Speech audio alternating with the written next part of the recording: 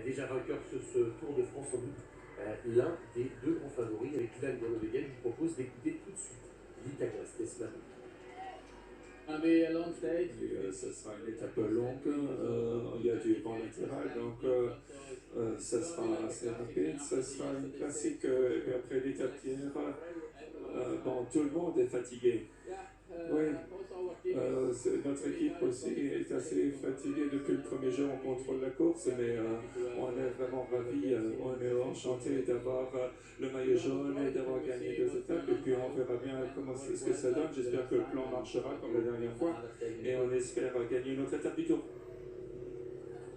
Oui, dans 6 km, Laurent devrait revoir Elia Viviani, puisqu'il y aura le sprint intermédiaire. On verra justement s'il se mêle à la lutte ou s'il garde tout son jus pour l'ultime sprint, pour le gain de l'étape. Viviani a fait des sprints intermédiaires ces dernières journées pour marquer des points, placement du maillot vert. Il est pour l'instant 3e dans ce classement, mais largement dominé par Sagan. 52 points de retard sur Peter Sagan.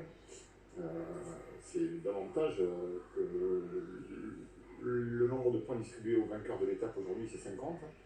On verra. En revanche, on en verra d'autres. Peter Sagan est déjà en position d'ailleurs, il va aller faire le sprint, lui c'est sûr, parce que continue sa moisson, étape après étape, son mot d'ordre, c'est ne pas tomber, et jour après jour, accroître mon avance et éliminer les adversaires les uns après les autres. Oui, Peter Sagan, vainqueur avant-hier, qui s'est rassuré, même si en général il dit qu'il n'a pas de doute, qu'il faut être patient, et il s'est rassuré après une saison un peu compliquée. Et regardez les favoris de nos confrères pour aujourd'hui, Viviani, vainqueur devant Groenewegen et Sagan. Bon, ben Marion et moi on a dit Caleb Ewan, mais on peut se tromper. Et on verra, voilà, Caleb Ewan d'ailleurs. Les journalistes, ils s'y connaissent. Jaja. Ils n'ont pas forcément raison. Vous Laurent, vous